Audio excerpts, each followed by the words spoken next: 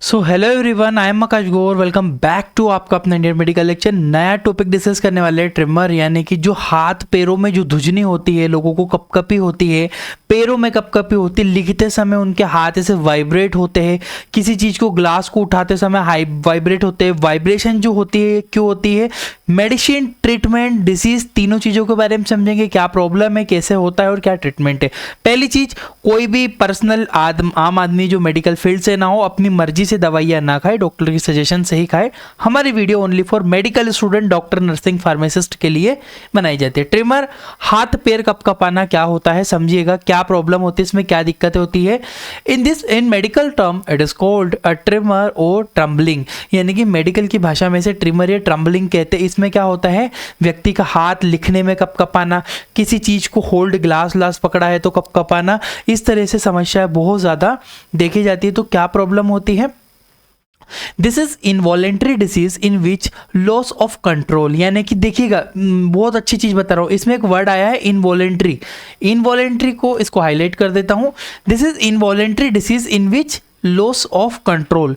Involuntary, देखो दो तरह की मांसपेशियां हमारे शरीर में होती है, एक होती है वॉलेंटरी, एक होती है इनवॉलेंट्री। आप मेडिकल से, इसलिए मैं आपको बहुत क्लियर करूंगा, समझिएगा। डिसीज ट्रीटमेंट तो समझ ही लेंगे, बट एक्चुअल में प्रॉब्लम तो समझ में आया हमें। तो उसमें क्या होता है, वॉलेंटरी और इनवॉलेंटरी। वॉलेंटरी वो होता है जो कि हमारे कंट्रोल में होता है, जैसे कि मैं बोल पा रहा हूँ, आपको पढ़ा पा रहा हूँ, मेरे जो मुंह की जो मांसपेशियां है ये मेरे कंट्रोल में है, मैं अपने अकॉर्डिंग हाथ को हिला पा रहा हूँ, मैं लिख पा रहा हूँ, मैं हिल पा रहा हूँ, ये सब वॉलेंटरी है। अगर मैं बात करूँ मेरे हृदय की, तो क्या मैं अपने हृदय को धड़काता हूँ, अपने आप ही पंप करता है, वो इनवॉलेंटरी है। मतलब ऐसी गतिविधियां जो शरीर में अचानक होती है इनवॉलेंटरी कहलाती है, और जिसको हमारे द्वारा करना पड़ता है वो वॉलेंटरी कहलाती है। परंतु हमारी जो वॉलेंटरी, अब जैसे मैं हाथ है मेरे अकॉर्डिंग लिख सकता हूं, ये वॉलेंटरी है, कंट्रोल में। परंतु बीमारी होने पर, नर्वस सिस्टम के डैमेज होने पर, या कुछ प्रॉब्लम न्यूरॉन्स में होने पर, ये जो है मेरा यहाँ का वॉलेंटरी मसल्स अपने आप खत्म हो जाता है, इनवॉलेंटरी में बदल जाता है। मतलब ये अपने आप धूजने लगेगा, मैं हिलाऊंगा नहीं तो भी धूजेगा। अभी तो मेरा वॉलेंटरी है, कंट्रोल में है, बट जब ये इनवॉलेंटरी यानी कि अनैच्छिक गतिविधि करेगा, जब मेरे इच्छा के अकॉर्डिंग नहीं करेगा, तो ये ट्रम्बलिंग करता है, इसे इनवॉलेंटरी कहते हैं। आगे बढ़ता हूं मैं।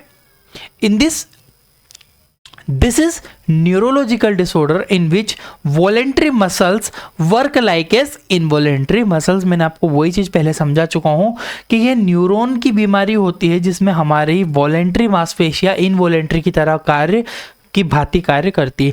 इनवॉलेंट्री का मतलब तो मैंने आपको क्लियर कर ही दिया भैया क्या होता है।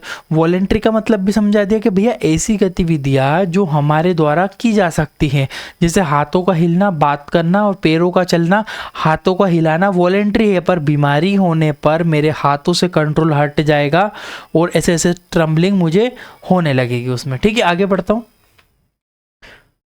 सिम्टम्स की बात करते हैं, क्या लक्षण जब भैया ट्रम्बलिंग या होता है तो क्या होता है।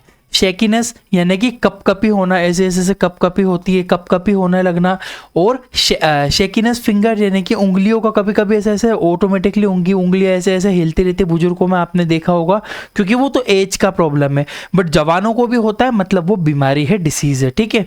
शेकिनेस लेग, ऐसे ऐसे पैर थर थर थर थर पैर को कपकपाना। ठीक है, बैठ ना पाना, खड़े होने में से पैर कपकपाते उसके। शेकिनेस वॉइस, बात करते समय जो टंग होती है वो भी लड़खड़ाती है, shakiness of voice. Difficulty in drawing, यानी कि लिखते समय कोई लिख नहीं पा रहा है, ऐसे से उल्टे उल्टे हाथ चल रहे हैं, उसके ड्राइंग प्रॉब्लम हो सकती है। अनेबल टू होल्डिंग, वस्तुओं को पकड़ने में समस्या होना, पेन को पकड़ना, ग्लास को किसी भी चीज को पकड़ने में बहुत ज्यादा प्रॉब्लम होना, ये सारे लक्षण जो है एक मरीज में देखने को मिलेंगे, जिसे ट्रम्बलिंग डिसऑर्डर होता है। आगे बढ़ता हूं मैं। कॉजेस, ऐसे क्या कारण हो सकते हैं कि मरीज के अंदर ये प्रॉब्लम हो सकती है। सबसे पहली चीज है जेनेटिक डिसऑर्डर। कुछ अनुवांशिक प्रॉब्लम भी होती है जो कि जेनेटिक डिसऑर्डर के कारण भी हो सकता है। एक पॉइंट मैं अपने अकॉर्डिंग यहाँ ऐड करना चाहता हूँ, एक होता है जो ड्रग्स वगैरह लेते हैं, या फिर जो मैं आपको बात करूँ कोई भी ऐसे नशे वाली चीज़ों का सेवन कर रहे हैं, उनके ट्रम्बलिंग प्रॉब्लम हो सकती है। जैसे कि आप देखते हो कोई मतलब कुछ अलग ही नशा कर रहे हैं, सूखे नशे कर रहे हैं, तो उनको क्या होता है, ऐसे ऐसे हाथ हाथ धुज जाते हैं उनके। अगर आपने किसी को देखा होगा एडिक्टेड पर्सन को, तो उसमें क्या होता है, ऐसे हाथ धुजते हैं, उनके बॉडी एकदम कपकपाती रहती है, उनमें इनवॉलेंट्री प्रॉब्लम्स होने लगती है नशे की वजह से भी, ये भी एक प्रॉब्लम होता है। न्यूरोलॉजिकल डिसऑर्डर, भैया कोई नर्वस सिस्टम में डिसऑर्डर आ गया हो या न्यूरॉन्स में कोई प्रॉब्लम हो रही हो तब हो सकता है। पार्किंसन एक बीमारी होती है, पार्किंसन डिसीज के बारे में आपको बाद में कभी एक्सप्लेन करूंगा, बट उस डिसीज में भी हो सकता है। ब्रेन इंजरी यानी कि कभी क्या हुआ कि कोई व्यक्ति गिर गया या चोट लग गई, उसके सर में चोट लगने की वजह से आपको ये प्रॉब्लम इस तरह की देखने को मिल सकती है यहाँ पे आपको, ठीक है। लीवर किडनी फेलियर, अगर किसी व्यक्ति में लीवर या किडनी का फेलियर हो जाता है तब भी आपको ये दिक्कतें देखने को मिल सकती है। एंजाइटी, अब ये सबसे इंपॉर्टेंट चीज़ है तनाव। जो तनाव में जो व्यक्ति रहते हैं ना, एंजाइटी में ऐसे सहमे से रहते हैं, उनको धुजनी चलती है हाथों में, पैरों में। तो कहीं ना कहीं लोग बोलते हैं मेरे को तो कुछ नहीं है, एंजाइटी नहीं है, बट उसकी डायग्नोसिस करना, हिस्ट्री लेना बहुत ज़्यादा जरूरी होता है, क्योंकि एंजाइटी सबसे इंपॉर्टेंट कारण बनता है हाथों पैरों का कांपना, तनाव में रहना, डिप्रेशन में रहना, उसकी वजह से भी पेशेंट को ये प्रॉब्लम्स हो सकती है। तो आप पेशेंट को डायग्नोस करो, जब भी पेशेंट आता है अच्छे से उसकी हिस्ट्री लो, ऐसे नहीं आया 2 मिनट बिठाया लिखा छोड़ दिया उसको, कभी भी ऐसे नहीं करना है। पेशेंट की प्रॉपर हिस्ट्री हमें चेक करना होती है ऐसी प्रॉब्लम्स में। ओल्ड एज, देखो ओल्ड एज तो कॉमन है भैया, बुजुर्ग सबको बूढ़ा होना है, जो बुढ़ापा रहता है उसमें ये प्रॉब्लम होती है, कॉमन है वो तो। इसके अलावा मेडिकल साइड इफेक्ट, हाँ बिल्कुल, अगर किसी दवाई ने ऐसा साइड इफेक्ट कर दिया हो तब भी ऐसा हो सकता है आपको। इसके अलावा ऑथेंटिक मेडिसिन साइड इफेक्ट, एक मिनट मैं इसको करेक्ट करता हूँ, ये थोड़ा सा गलत हुआ है, अस्थमेटिक मेडिसिन है यहाँ पे, इसको आप एक बार कट कर लीजिएगा गाइस। ये ऑथेंटिक कुछ लिखा गया है, वो बाय मिस्टेक टाइपिंग का प्रॉब्लम है।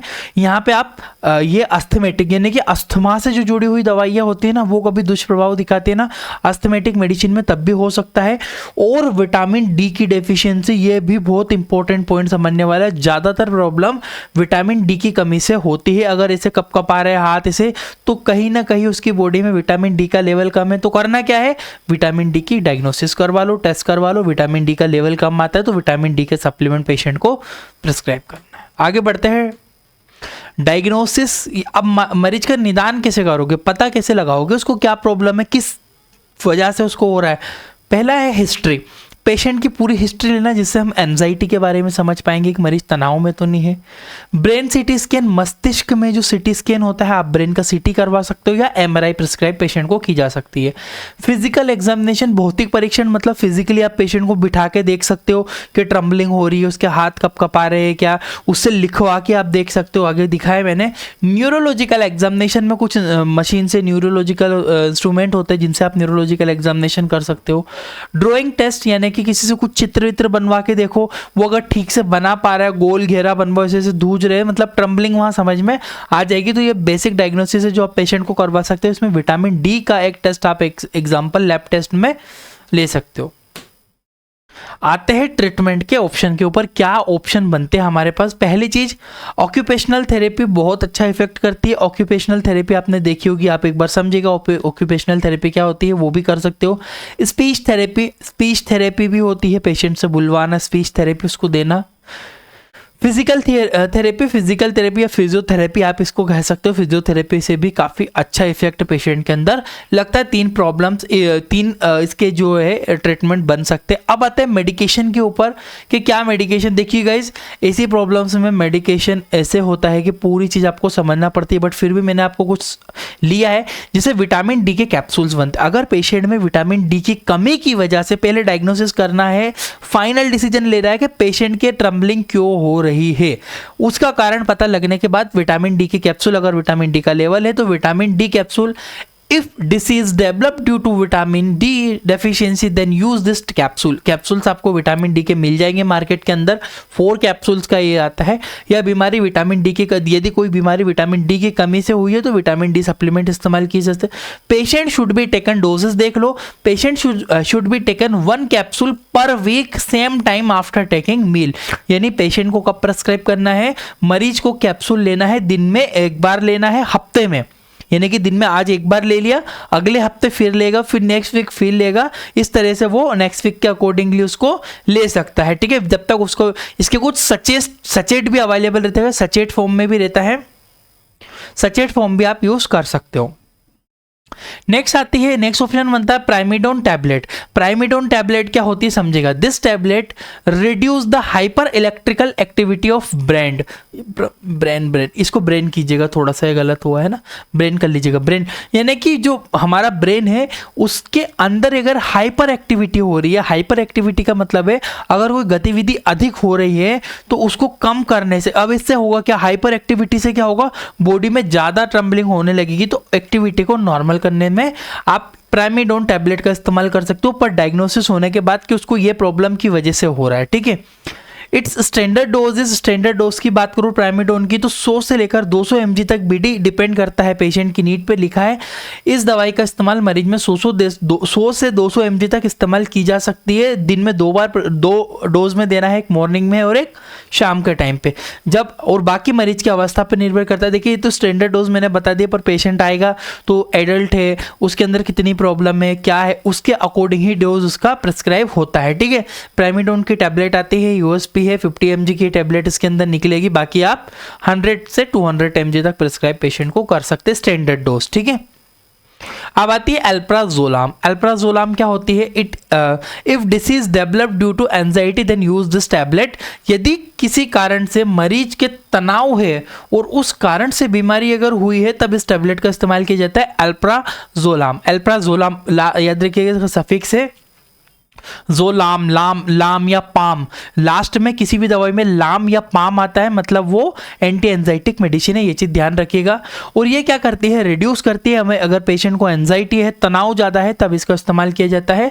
This is anti anxiolytic medicine that is reduce the anxiety. वही चीज बोली है कि एंटी एंजाइटिक मेडिसिन होती है alprazolam IP. Standard dose is 0.25 mg से लेकर 1.0 mg TDS दिन में 3 बार पेशेंट को दी जाती है। परंतु मैंने फिर भी आपको बोलूंगा ये बहुत ही प्रिस्क्राइबल मेडिकेशन होती है, प्रिस्क्रिप्शन से ही पेशेंट को प्रिस्क्राइब की जाती है। बट स्टैंडर्ड डोजेस फिर भी अगर आपको देखना है तो इसको ये डोजेस आप पेशेंट को प्रिस्क्राइब होता है, पर पेशेंट की नीड पे, कितनी एंजाइटी है, उसकी बॉडी कैसी है, सारी चीज, वेट कितना है, सब चीजें देखकर ही पेशेंट को प्रिस्क्राइब होती है।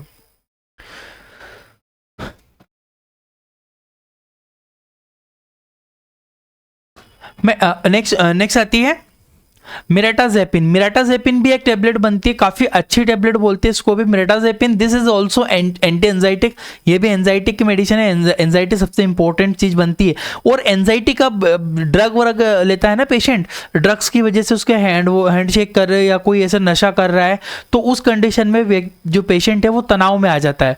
उस अवस्था में भी हमको ये मेडिसिन जो पेशेंट को प्रिस्क्राइब हम कर सकते हैं। This tablet use in severe anxiolytic condition, अगर पेशेंट को बहुत ज्यादा एंजाइटी है, ज्यादा एंजाइटी, हाइपर एंजाइटिक पेशेंट है, तब इस्तेमाल कर सकते हैं। स्टैंडर्ड डोजेस की बात करूंगा इसके में, it's standard doses 15 to 45 mg per day, यानी कि 15 से 45 mg तक पेशेंट को उसकी नीड के, वजन के, जरूरत के हिसाब से दी जाती है। But dose completely depend on patient need and condition, यानी कि मरीज की अवस्था पर निर्भर करता है कि पेशेंट को कितनी मात्रा में मेडिसिन प्रिस्क्राइब की जाएगी। आई होप कि आपको कुछ बेसिक से ट्रीटमेंट मैंने आपको बताया होगा। अगर आपको इस तरह से डिटेल से पढ़ना है तो गाइज हमारी एप्लीकेशन भी है Indian medical lecture, play store पर डिस्क्रिप्शन कमेंट बॉक्स में लिंक है, वहाँ पे आपको एक कोर्स मिलेगा मेडिकल और ट्रीटमेंट से रिलेटेड। इसमें हम बुक वगैरह भी प्रोवाइड करते हैं, PDF के फॉर्म में देते हैं, पूरा कंप्लीट कोर्स मिलता है। आप चाहो तो डिस्क्रिप्शन कमेंट बॉक्स के लिंक से परचेस कर सकते हो। पूरा मेडिकल डिसीज ट्रीटमेंट सब कुछ मिलेगा, 950 इसकी प्राइस है। आप चाहो तो मुझे व्हाट्सएप पे भी कांटेक्ट कर सकते हो, डिस्क्रिप्शन कमेंट बॉक्स में लिंक है, वहां से आप डायरेक्टली चेक कर लीजिएगा। Thank you for watching guys, आपका अपना इंडियन मेडिकल लेक्चर।